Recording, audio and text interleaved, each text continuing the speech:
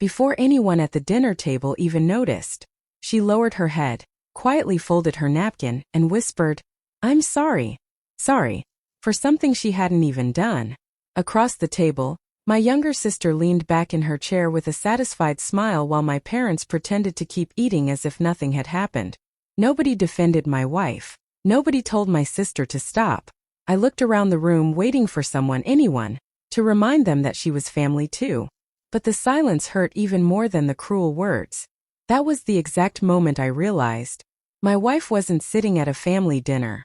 She was sitting in the middle of people who had been trying to break her from the day I married her. None of them knew that before the week was over, the person who made my wife cry would be begging through tears of her OWN. My name is Ayamide Okonkwo. I'm 34 years old, and I own a small construction company in Abuja. 3 years ago, I married the kindest woman I've ever known, Zawadi Mbeki, a pediatric occupational therapist whose entire life revolves around helping children overcome impossible challenges. She never argued. She never insulted anyone.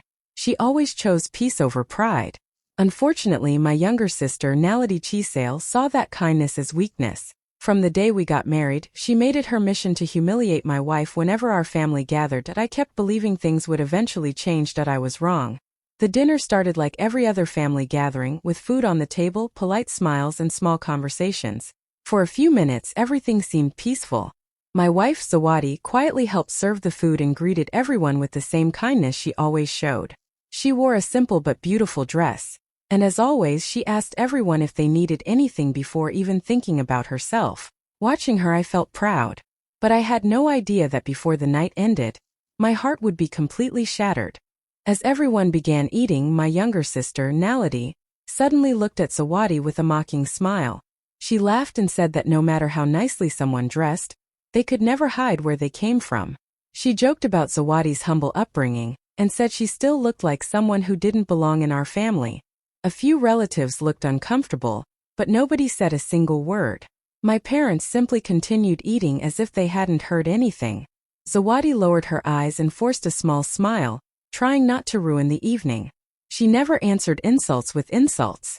She believed staying calm was always better than starting an argument. But Naledi wasn't finished. She kept making cruel comments about Zawadi's quiet nature, saying that real daughters of the family were confident, elegant, and knew how to fit in. Every sentence was meant to embarrass her in front of everyone sitting at the table. Then something happened that I will never forget. As Naledi reached for her glass, she suddenly spilled a full glass of juice across Zawadi's dress. Instead of apologizing, she laughed loudly and said expensive clothes only looked good on real daughters of the family anyway. A few people smiled awkwardly, but no one defended my wife. The silence around the table hurt even more than Naledi's cruel words. Zawadi quietly folded her napkin, whispered a soft apology even though she had done nothing wrong, and walked away with tears filling her eyes. I watched her leave, waiting for my parents or anyone else to stop her or tell Naledi she had gone too far. No one moved. In that painful moment, I finally understood the truth I had refused to see for years. This was not teasing or misunderstanding. My sister had been hurting my wife on purpose, and my family's silence had allowed it to happen again and again. Later that night, after we returned home, the house was completely quiet. Zawadi changed out of her stained dress and tried to act as if everything was normal. She even smiled at me and said she was fine, but I could see the sadness in her eyes. I had seen her hurt before, but something about that night felt different. I gently held her hand and asked her one simple question. Has Naledi done things like this before? For a few seconds she stayed silent. Then tears slowly filled her eyes and she finally nodded. What she told me next completely broke my heart. The dinner was not the beginning. It was only the latest chapter in years of quiet pain. Zawadi showed me dozens of old messages that she had never wanted me to see. Some were filled with cruel insults about her background. Others mocked her appearance, her kindness, and even her career. Naledi had written that she would never be accepted as a real member of our family, and that she should stop pretending she belonged. I kept scrolling through the messages, and with every word I felt more shocked. But it didn't end there. Zawadi told me that Naledi had also been spreading false stories about her to other relatives. She told people that Zawadi was arrogant, disrespectful, and only married me because of money. Those lies slowly changed how some family members looked at her. even though she had never given anyone a reason to doubt her character. Then she shared something that hurt even more. There had been family birthdays, celebrations, and small gatherings where everyone was invited except her. Sometimes she only found out after seeing photos online. Other times, relatives accidentally mentioned events she had never even known about. She never complained. She simply smiled, pretended it didn't matter, and carried the pain by herself. I looked at her and asked why she had hidden all of this from me for so long. She softly wiped away her tears and said she never wanted me to feel trapped between the woman I loved and the family who raised me. She was afraid that if I knew everything, I would be forced to choose sides. And she never wanted to be the reason my family fell apart. Hearing those words crushed me. While I had believed everything would eventually get better, my wife had been silently carrying years of humiliation alone, protecting my peace while sacrificing her own. The next morning, I woke up with a heavy heart, but my mind was finally clear. For years, I had kept hoping things would improve if we stayed patient and avoided conflict. I believed that one day my family would accept Zawadi and treat her with the love and respect she deserved. But after learning everything she had quietly endured, I knew I could not allow it to continue. I realized that protecting my marriage was more important than protecting people's excuses for bad behavior. Instead of calling my parents or arguing with Naledi, I made a different decision. I chose peace. I told Zawadi that we would no longer attend family dinners, birthdays, or holiday celebrations where she was treated like she didn't belong. We would politely decline every invitation without anger or drama. We didn't need revenge.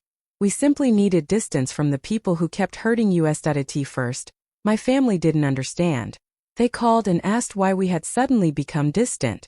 Some relatives even accused us of acting proud and selfish. They said we were trying to punish everyone over one small misunderstanding. None of them knew the truth. They had only seen one painful dinner, while Zawadi had silently survived years of disrespect. We refused to argue or explain ourselves. Sometimes silence protects your peace better than 1,000 arguments ever could. As the weeks turned into months, something beautiful began to happen. Without constant criticism surrounding us, our home became a place filled with laughter again. Zawadi smiled more often. She no longer felt nervous every time her phone rang or another family gathering was announced. The sadness that had quietly lived in her heart slowly started disappearing. For the first time in years, she looked truly relaxed. Our lives also began changing in ways we never expected. My construction company started receiving bigger contracts, and I focused all my energy on growing the business instead of worrying about family drama. At the same time, Zawadi poured her heart into helping children at her rehabilitation center. Her patients adored her because they could feel her genuine kindness and endless patience. Every small success reminded us that peace creates room for blessings to grow. Meanwhile, my family convinced themselves that we were simply being stubborn. They laughed and said we would eventually come back because family was family. They never realized that the distance they mocked had become the greatest gift we could have given ourselves. By walking away from constant negativity instead of fighting it, we had finally found the happiness we had been searching for all along. Several months passed, and life continued moving forward in ways neither of us could have imagined. Without the constant stress and emotional pain caused by family gatherings, Zawadi devoted herself completely to the children she cared for every day. She arrived at work before anyone else, stayed late whenever a child needed extra support, and treated every family with patience and kindness. She never worked for attention or praise. Her greatest reward was seeing a child take their first confident steps, hold a spoon alone, or smile after months of struggle. One ordinary afternoon, everything changed. Zawadi received a phone call from a respected international medical foundation that had been quietly observing her work for months. They had heard countless stories from parents, doctors, and therapists about her incredible dedication. After reviewing her achievements, they invited her to lead a groundbreaking children's rehabilitation program that would help young patients across the country. It was an opportunity that thousands of experienced professionals dreamed of receiving, yet they had chosen her because they believed her compassion was just as valuable as her medical skills. When she shared the news with me, tears filled our eyes. We remembered every painful moment she had silently endured, every insult she had ignored, and every time she had questioned whether she truly belonged anywhere. Now, the same gentle heart that others had mocked was opening doors no amount of pride or arrogance could unlock. I looked at her with overwhelming pride because she had never allowed bitterness to change the kind of person she was. As the program officially launched, people everywhere began noticing her remarkable work. Newspapers published inspiring stories about the lives she was changing. Hospitals invited her to train other therapists and speak at important medical events. Community leaders praised her commitment to children with special needs, and parents spoke about her with deep gratitude. Her name quickly became known across the country, not because she chased success, but because she quietly earned the trust and respect of everyone she helped. The most surprising change happened within my own family. The same relatives who had once ignored her or laughed behind her back suddenly started mentioning her achievements with pride. They shared newspaper articles, talked about her success during family conversations, and acted as if they had always supported her.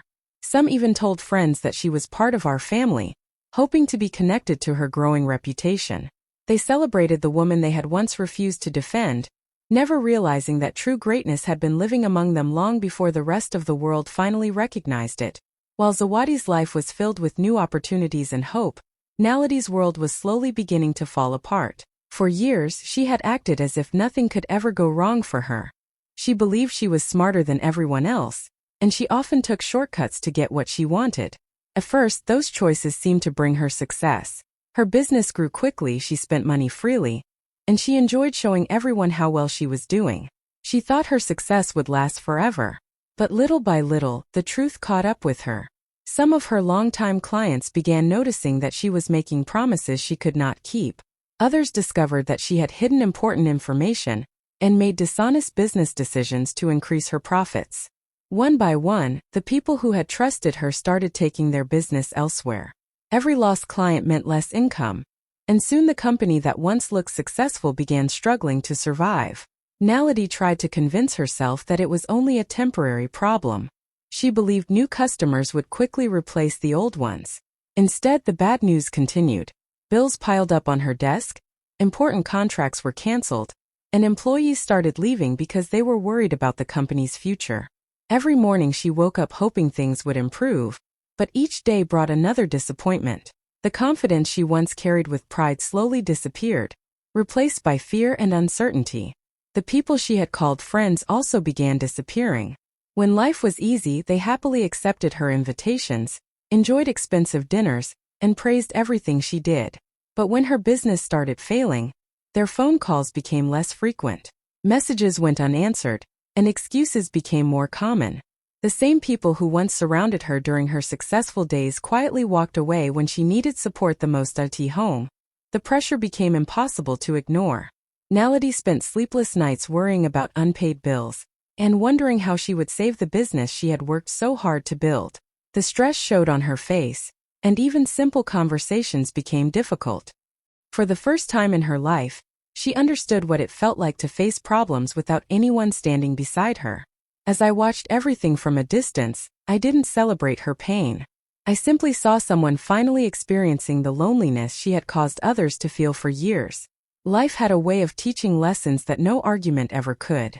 The woman who had once laughed while someone else cried now found herself standing in silence, frightened, overwhelmed, and completely alone, not knowing that an even greater challenge was still waiting just around the corner. One quiet afternoon, everything in Naledi's life changed in a single terrifying moment. She received a frantic phone call telling her that her young son had been seriously injured in an accident while playing outside.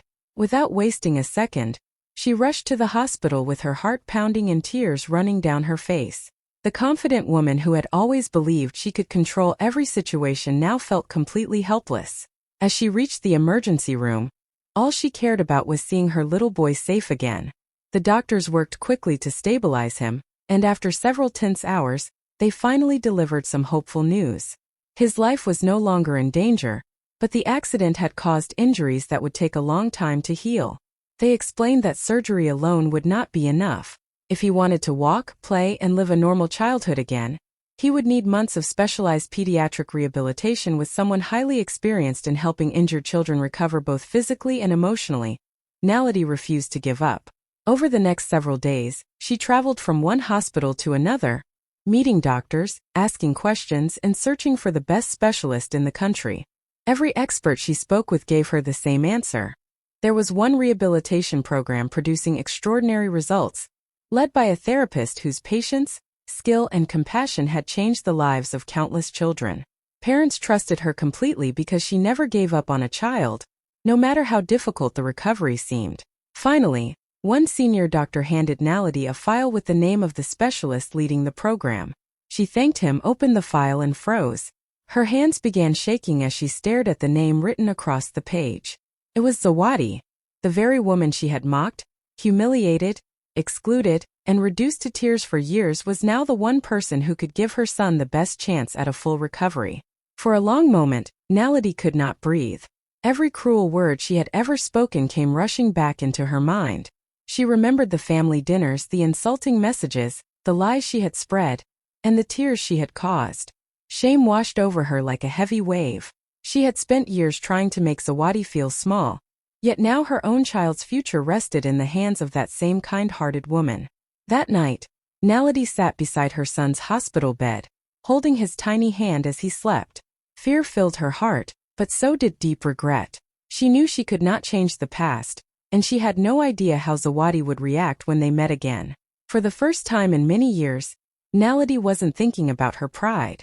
She was only praying that the woman she had hurt so deeply would still find it in her heart to help an innocent child. A few days later, Naledi gathered all the courage she had left and took her son to the rehabilitation center. Every step toward the entrance felt heavier than the last. Her heart raced as painful memories filled her mind.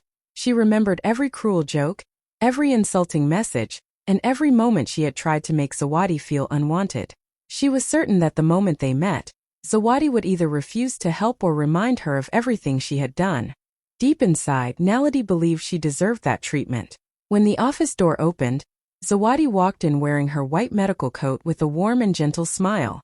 She looked at Naledi for only a brief moment before turning all of her attention to the frightened little boy sitting quietly beside his mother. Instead of showing anger, she knelt down to the child's level, introduced herself softly, and spoke in a calm voice that immediately made him feel safer. She explained every part of the treatment in simple words so he would not be afraid. Naledi stood silently in the corner, unable to believe what she was seeing. There was no bitterness in Zawadi's voice. There were no cold looks or hurtful comments. She acted as if the only thing that mattered was helping an innocent child heal. After carefully examining the boy, Zawadi looked at Naledi and gently said, "Your son is very brave. We are going to work together, and I will do everything I can to help him recover." Those words were filled with kindness, not resentment. As the therapy sessions began over the following weeks, Naledi watched something she never expected. Zawadi celebrated every tiny improvement her son made. She encouraged him when exercises became painful, and comforted him whenever he wanted to give up. She stayed patient during difficult days and always reminded him that healing takes time. She treated him with the same love and care she gave every child who entered the center, never allowing her personal pain to affect his treatment. Each visit became harder for Naledi, not because of the therapy, but because of the guilt growing inside her heart. Every act of kindness reminded her of how unfairly she had treated the woman standing before her. One afternoon, after watching Zawadi patiently help her exhausted son take a few more steps, something inside Naledi finally broke.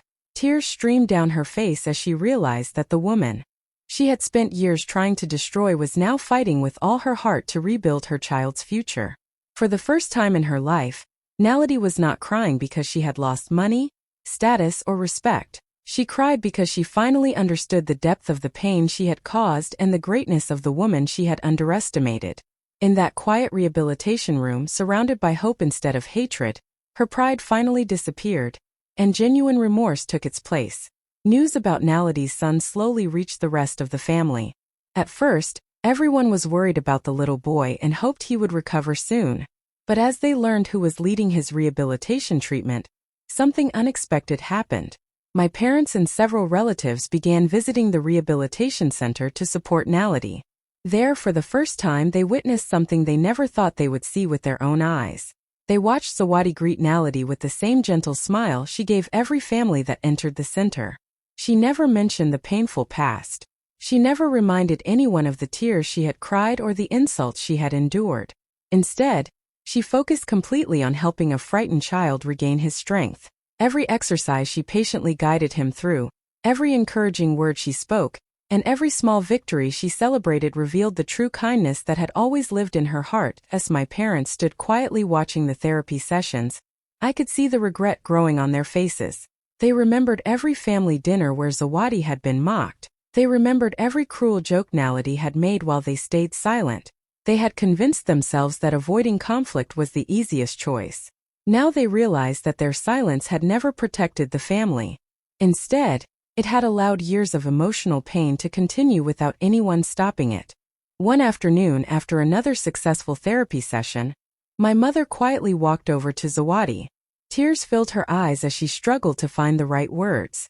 She admitted that she had seen many of Naledi's hurtful comments over the years, but had always hoped the problem would solve itself. Instead of protecting the person who was being treated unfairly, she had protected the person causing the pain. She confessed that this mistake would stay with her for the rest of her life. My father lowered his head and admitted that he had failed as well. He said that every time he remained silent, he had unknowingly told Zawadi that her feelings mattered less than keeping temporary peace at the dinner table. Hearing those words was painful because they were true. Sometimes the greatest harm is not done by the person speaking cruelly, but by those who quietly allow the cruelty to continue. Soon other relatives began sharing their own regrets.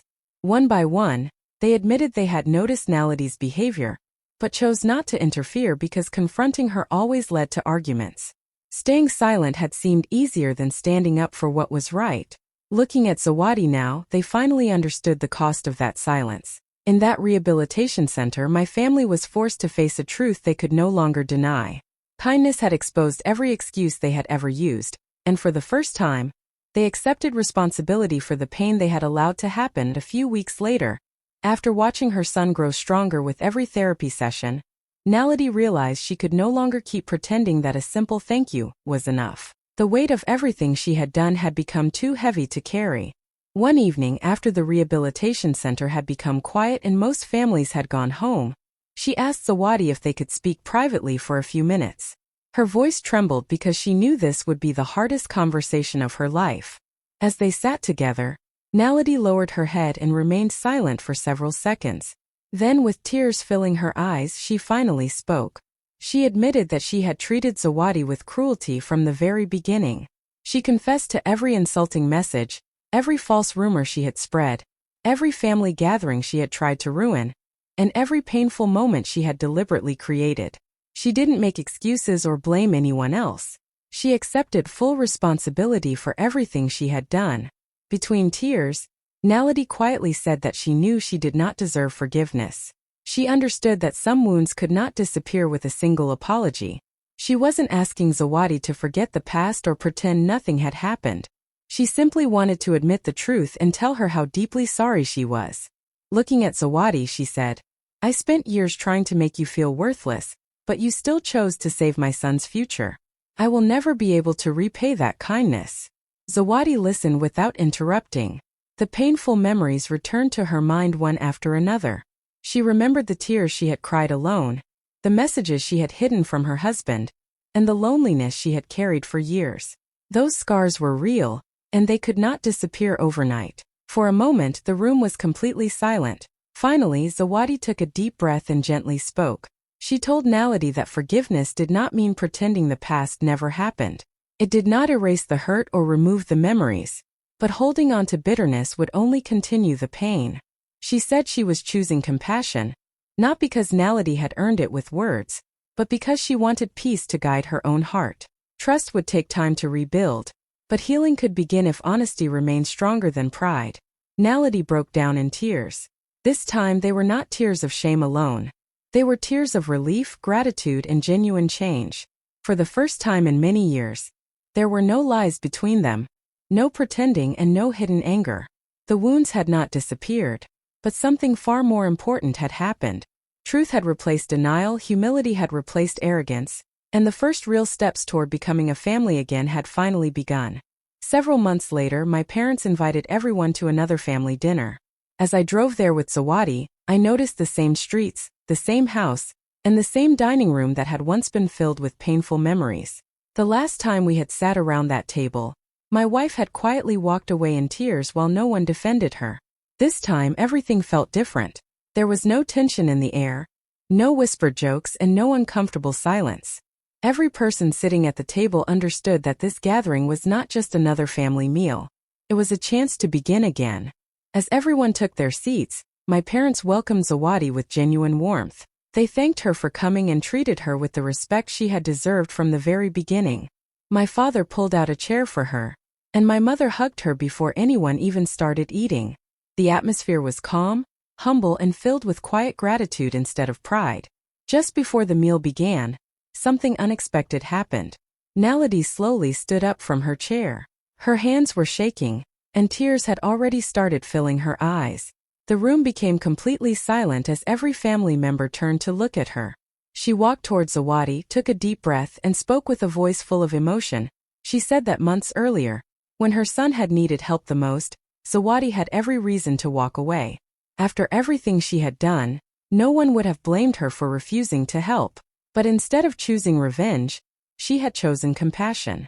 She had cared for an innocent child with patience, kindness, and love, giving him the chance to run, laugh, and enjoy his childhood again. Looking directly at Zawadi, Naledi thanked her not only for helping her son recover, but also for teaching her what true strength really looked like. By the time she finished speaking, tears were flowing down her face. Around the table, my parents quietly wiped their eyes, and several relatives did the same. No one was ashamed to cry because everyone understood the meaning of that moment. It was not about winning an argument or proving someone wrong. It was about witnessing the power of a heart that refused to answer cruelty with cruelty. As I looked at my wife sitting beside me, I remembered the night she had quietly folded her napkin, whispered an apology for something she had never done, and left this same table with tears in her eyes. Back then, someone had tried to make her feel small. Now the very person who had caused those tears was crying because she finally understood how extraordinary that same woman truly was. In that unforgettable moment, everyone around the table learned a lesson they would carry for the rest of their lives. Kindness is never a sign of weakness. It takes far greater strength to forgive than to seek revenge, and a compassionate heart has the power to change people in ways that anger never can. The deepest victories don't come from humiliating the people who hurt us. They come from becoming the kind of person whose compassion speaks louder than anyone else's cruelty. If this story touched your heart, let us know in the comments what you would have done in Zawadi's place. And if you believe kindness is the strongest response to hatred, don't forget to like, subscribe, and share this story with someone who needs its message today.